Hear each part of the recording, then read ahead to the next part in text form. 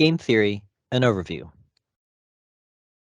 This video will consider some of the concepts, applications, and basic ideas around game theory. The origins of game theory as a unique field was established by John von Neumann when he published his paper on the theory of games of strategy in 1928. John von Neumann's work became the standard method in game theory and mathematical economics. Game theory was further developed as a discipline from their book in 1944, published together with John von Neumann and Oscar Morgenstern, called The Theory of Games and Economic Behavior, to study two-person zero-sum games. The second edition of this book described theory of utility. Now, modern game theory is the science of logical decision-making in humans, animals, and computers through strategic interactions among agents. There are 5 really fundamental concepts behind game theory. The first is players, groups of people, consumers, producers, decision makers play a game. And then the game, a conflict of cooperation between decision makers with behavioral relations. Next, the rules are statements and directions that must be followed within the game for it to be played correctly. And within a set of rules, there's strategies, which is the set of all possible actions that define the behavior of the players in a game. Game theory then studies these strategies that players employ based on what their rivals do. And finally, payoffs, what players receive from arriving at specific outcomes of a game. Game theory has what's called a normal form or strategic form, which is represented by a matrix showing the players' strategies and payoffs. It can be represented by any function that associates a payoff for each player with every possible combination of actions. So we see here a normal form payout table where player A has 2 strategies that she can pick from, and player B also has 2. And we see that in this example of a 2-player, 2-strategy game, that the 2 players, player A, denoted by PA, and player B, denoted by PB, each have 2 strategies, 1 and 2, available to them, which are shown in the rows and columns. The payoff matrix describes the outcomes of the players' choices with some example payoffs. So, for example, if player A chose strategy 2 and player B also chose strategy 2, the highlighted in the red box in the lower right corner, player A would get 8 utils, or a payoff of 8, and player B would get a payout of 9. Conflict and cooperation. Game theory studies cooperation and conflict, which are 2 sides of the same coin. To understand each properly requires the comprehension of the other. Human, social, and political interactions are both competitive and cooperative along a spectrum. They are among the different aspects of human behavior. Cooperative game theory focuses on predicting which coalitions will form, the joint actions that groups take, and the resulting collective payoffs.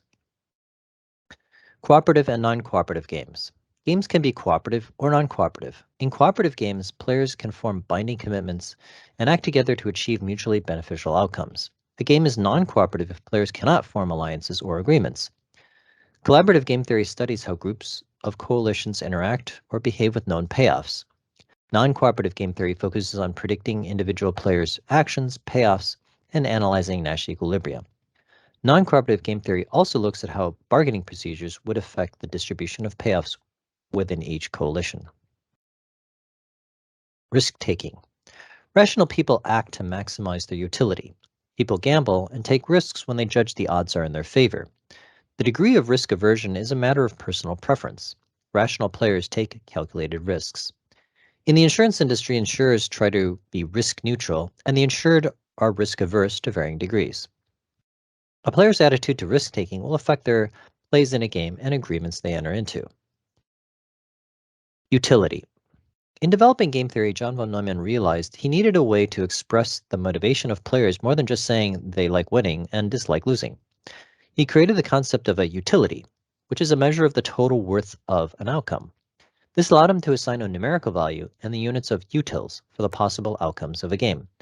The lower the value of utils, the worse the outcome, and the higher the value of utils, the better the outcome. Utility can measure the amount of risk a player is willing to take to achieve an outcome.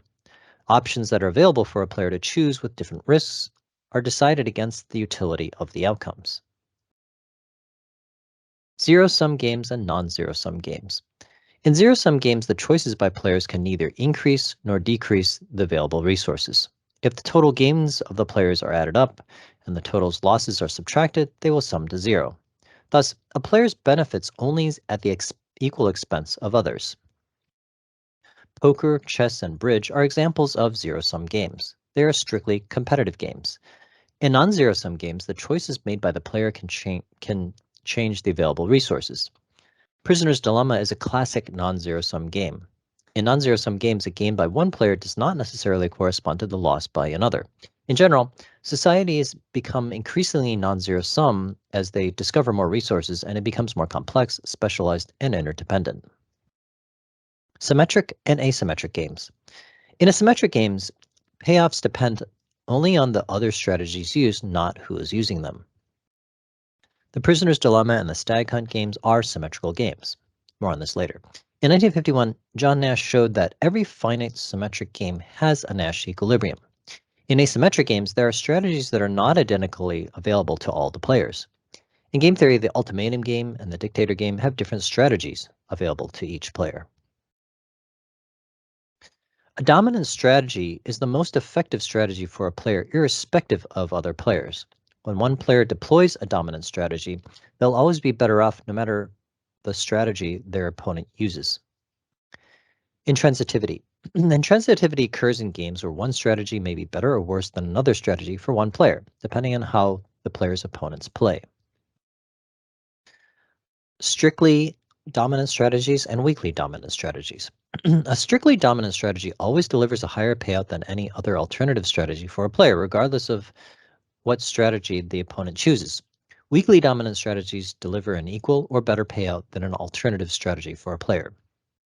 Here we see examples of a strictly dominant strategy and weakly dominant strategy in the two payout tables for player A and B. You'll notice that player B, if he chooses strategy 1, he always gets a payout of 8. And that's always better than his payout if he chooses strategy 2. So we say that for player B, strategy 1 is a strictly dominant strategy. For player B, the strategy 1 and 2, you'll notice that he gets a payout of 8, 8, and 8, based on what player A does, and for strategy 2, he gets a payout of 8, 8, and 6. So we say that strategy 1, in most cases, he does better or equal to. So that's a weakly dominant strategy for player 2. Information. Information is an integral aspect of decision-making and game theory. It plays a key role in the rules, strategies used by players, and the moves they take. The Cold War was a war of information. Perfect information. Chess, checkers, and Go are games of perfect information. Players know all the aspects of the games and the previous history of the game and everything that has happened so far in the game. Imperfect information. When information is imperfect, players must track information that is known and consider information that is unknown. Poker and bridge are games of imperfect information. Bluffing is an integral part of poker because it utilizes aspects of unknown information. Symmetric information. If information is symmetric, all players have access to the same information. In asymmetric information, one player has more or better information than another. You can kind of visualize this by like a seesaw. Information asymmetry creates an imbalance of power in transactions, which can sometimes cause the transactions to be inefficient or even cause conflicts. Adverse selection, moral hazard, and monopolies of knowledge are problems with asymmetric information. In adverse selection, party with less information, while negotiating an agreed understanding of a contract to the transaction occurs. A moral hazard happens when one player that has less information about the performance of an agreed upon transaction occurs, or it lacks the ability to retaliate for a breach of agreement. Monopolies of knowledge occur when a player has no right to access the critical information about the situation for decision making that they need. Signaling, screening, warranty, and information disclosure are ways to reduce information asymmetry. Auctions have come to embody game theory. Regulatory economics and governments use auctions to structure services. William Vickery championed auction theory. Now it is one of the most developed areas of game theory. He advocated the use of specially designed auctions for the sale of major public assets 30 years before the idea became popular. The Federal Communications Commission, FCC, ignored his arguments until it finally reached Congress, which insisted that the next batch of wireless telecommunications frequencies were to be sold by auction. A design by a group of game theorists led by Paul Milgrom then raised a total of $20 billion in revenue. We see here four basic kinds of auctions. First, the English auction is one where an auctioneer asks for oral bids, and then bidding continues until no one wants to bid anymore. The bidder who bid last wins the auction item. In a Dutch auction, the auctioneer starts with a high price and then gradually lowers the price until a buyer calls a halt. A first price sealed bid auction. This is one where each buyer privately writes a bid down and seals it in an envelope. The seller is committed to selling the item to whomever makes the highest bid. Victory auctions. The winner of this sealed bid auction goes to the second highest bid or the first loser. In a tie for first place, the winner is chosen at random from the highest bidders. There are a number of other game theory terms. First is repeated or iterated games. That's a game where they are played more than once, and single play games are games that are only played once. Simultaneous games, a game is where both players move simultaneously or players are unaware of earlier players' actions. In sequential or dynamic games, these are ones where later players have some knowledge about earlier actions. The extensive form. The extensive form is used to show games with a time sequencing of moves. They can be used to visualize by using game trees. We'll see this in the Ultimatum Game example coming up. Backward induction. Working backward up a game tree to determine what a player would do at the last vertex or leaf of the tree, and then what the player would do in the previous move, and so on until the vertex or root of the tree is reached. A min-max solution is one that minimizes the possible loss for the worst case or maximum loss scenario. If you're dealing with gains, it is referred to as a maximin or to maximize the minimum gain. A subgame is any subtree of the original game that also defines a proper game. A subgame, perfect equilibrium, is a set of strategies that constitutes a Nash equilibrium and allows no player to improve their own payoff at any stage of the game by changing strategies. So let's take a look at some of the classic and most famous games from game theory. The first and probably most famous is the prisoner's dilemma. This is where the police have caught two criminals for a minor crime, a misdemeanor, but they're thought to have committed a major crime, a felony. The police separate the two criminals into different rooms and they offer each a deal. If they will betray the other with incriminating testimony, they'll be let go. However, if they betray each other, they will both serve a lot of time in prison. If they both stay silent, they can only be convicted of the minor misdemeanor. This classic example has a canonical payoff matrix shown on the left and a Nash equilibrium. So we see the payoff matrix that player A could cooperate, stay silent, or defect and confess. The same with player B, they could cooperate or defect. If they both cooperate, they have a payoff of -1 year and -1. So in other words, they'll be in prison for 1 year each. If they both defect, they both confess, they have a payoff of -5 each, meaning that they'll be in jail for 5 years each. If, however, one defects and the other cooperates, the defector will go free and the one who cooperated or stayed silent will serve 10 years in prison. We see here for the prisoner's dilemma that there is a Nash equilibrium. That is a situation in a game where each player is making the best decision possible in the context of the decisions made by the other players. Nash equilibria are used to analyze conflict or competition between individuals or groups. The Nash equilibrium for the prisoner's dilemma is for both prisoners to confess. We see it in the lower right corner of -5, -5. This is because each prisoner can benefit by confessing no matter what and regardless of what the other prisoner does. Another famous game theory game is called Stag Hunt game. Here, two hunters go hunting. It takes both cooperating to successfully hunt a stag. One hunter can catch a rabbit alone with less effort and less time, but it's worth far less meat than a stag. A stag yields 4 units of food and the rabbit yields 1. It's better for each hunter to forego autonomy and to risk pursuing the more rewarding goal of getting the stag. It's seen as a model for social cooperation, such as agreements on climate change. This game is also known as the assurance game, trust dilemma, or common interest game. And it has a trade-off between safety and social cooperation. It has two Nash equilibria. The Ultimatum Game. The Ultimatum Game is a bargaining game where a philanthropist has given a sum of money for player A and player B to share if they can agree on how to divide it. Player A makes the proposal to player B on how to divide the money. Then player B may accept or refuse. If they accept, then player A's proposal is adopted. If player B refuses, the game ends with both players getting nothing. We see on the left the normal form payout matrix, where player A can make a fair division or unfair division, and player B can accept or reject. If player A makes a fair division and player B accepts, they each get $5. In the unfair division that player A makes, but if player B accepts it, player A will get $8 and player B will get 2. Of course, in this game, we're just illustrating with $10.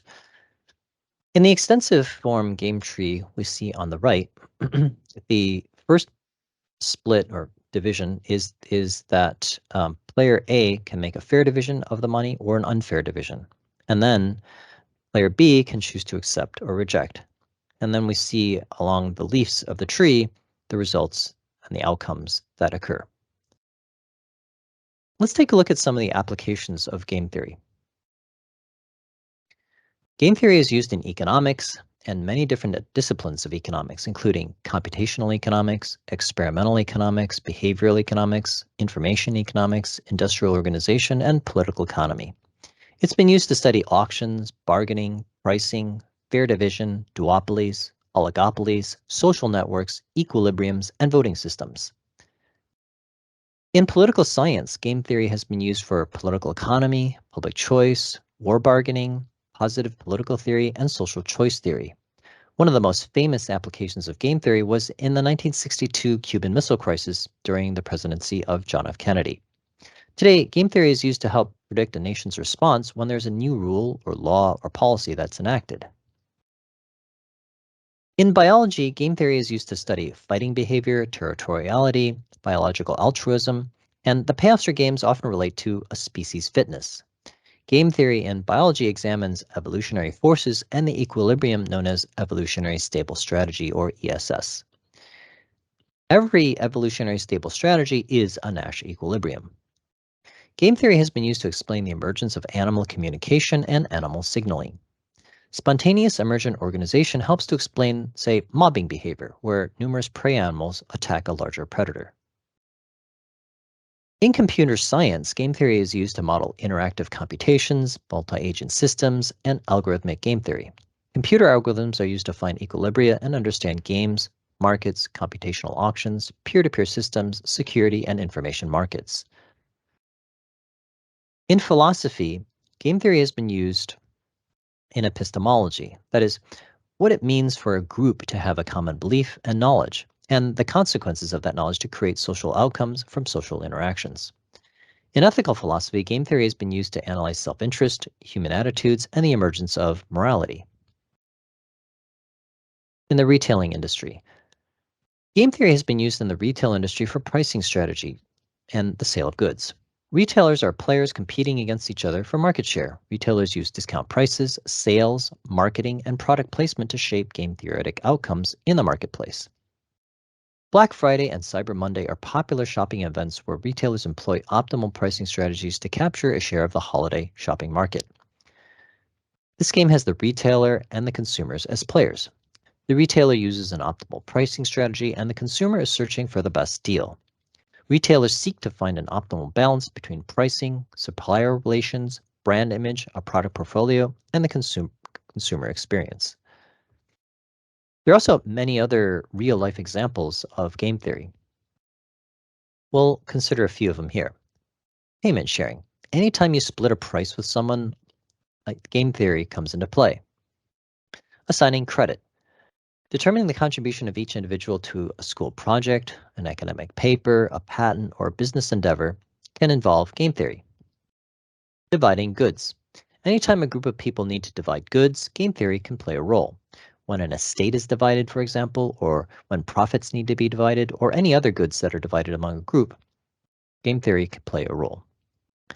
Distributing tasks. Dividing household chores among family members is an example of distributing tasks where game theory can play a role, or dividing tasks between employees in a business project or tasks for a school project between students is another example. Of course, any kind of game or team sport that you play or watch uses game theory. So, for example, chess, football, soccer, baseball, basketball, and hockey all use game theory. Advertisement wars. Advertisement wars between retailers use game theory. The famous Pepsi versus Coke advertisement wars are an example. Statecraft. A famous example of statecraft, of course, was previously mentioned, that of the 1962 Cuban Missile Crisis during the John F. Kennedy's presidency. But game theory can play a role in any kind of international agreement, trade agreement, sanction, warfare, treaty, negotiation, and deal. Dating. Dating can be seen as a game where the players are potential partners, each seeking a life partner that fits certain qualities that the other finds attractive. The legal system. Trial lawyers use game theory in evaluating claims, managing information, making decisions, and in making arguments representing the offense or defense of a case. There are many, many other game theory games, and I list them here just to show you that there are a lot of other game theory games that have been studied and used to model concepts in game theory and to study human interactions and to learn more about the concepts within game theory. So the battle of sexes, for example, is where a husband and wife both want to attend an event, but one wants to go to the opera, the other one wants to go to a football event, and both would prefer to go to the same place rather than different ones. But if they can't communicate, what should they do? Where should they go? There's the Colonel Blotto game, which is a zero-sum game, the Centipede game, where players take turns choosing either to take slightly large share of an increasing pot or to pass the pot to another player. Chrono, the Dictator game, Diner's Dilemma, Dollar Auction, the Alfaro Bar Problem, Guessing Two-Thirds of the Average, Coon Poker, and Matching Pennies is another famous game theory game that if you read a lot about game theory, you'll hear about that one a lot. Optional Prisoner's Dilemma, the Peace War game, the Pirate game, Latonia Dilemma and Luring Lottery, the Princess and Monster game, and of course, perhaps the most famous game is the Prisoner's Dilemma, the Public Goods game, Rock, Paper, Scissors, the Screening game, Selton's Chainstar Paradox, which is not actually a paradox, but has been used to illustrate concepts in game theory where a retail giant has 20 branch outlets in 20 towns. It has one competitor in each town, each of whom can choose to compete or not. And the retail giant can choose one of two pricing strategies, a cooperative or aggressive. And if both cooperate, then both of the players get a payout. But if the retailing giant takes an aggressive stance, neither get any payoff. The signaling game, and of course another famous game theory game, the Stag Hunt game, which we talked about. The Traveler's Dilemma, Truel, which is a three-person gun duel. The Ultimatum Game, also one of the more famous game theory games. The Volunteer's Dilemma, and the War of Attrition. So if you enjoyed learning about game theory, please consider checking out my Kickstarter, which is currently running and will run till April 30th of 2023. And it's called Prisoner's Trilemma, Game Theory in Action. Here, players consider various interesting moral and ethical trilemmas where they choose 5 to consider during the course of the game, and players can choose to cooperate, betray, or compromise, each with different interesting outcomes. And we see here the payout matrix for Prisoner's Trilemma, where players use cards to choose whether they want to cooperate, defect, or compromise. And then they use the payout matrix to find the results of their actions. Prisoner's Trilemma is a tech deck game, and the tech deck has 3 key concepts. It modernizes playing cards, bringing them into the 21st century. You can use it for any classic card game, and unique game effects create interesting interactions and provide replayability. It's versatile. The small form factor is easy to carry wherever you are, whomever you're with, and whenever you like, you can enjoy gaming. Games long and short, casual and serious. And finally, the Tech Deck is a game platform. Prisoner's Trilemma is the 13th game to join the Tech Deck family of games. Tech Grid Poker was two-dimensional poker with card abilities. Tech City, City of Cards, is a tile-laying city building game. Tech Exchange is a real-time stock card exchanging game. Tech Chess is a chess variant where the chess pieces have abilities. Gears of Industry is a personalized head-to-head card game. Elevator Pitch is a creative party game and an idea generation tool. Cardle is head-to-head code breaking and deduction. Chronological is an educational, history-based party game. Peer-to-peer is a cooperative, team-based deck-building game. Cardoku is head-to-head Sudoku and can be played in either cooperative or head-to-head modes. Newsworthy is a conversational game where players search the internet. Card Barrage is a dexterity tower defense game. So thank you for watching this video. I hope you found it interesting and you'll subscribe and discover more of my videos about the Tech Deck. Thank you.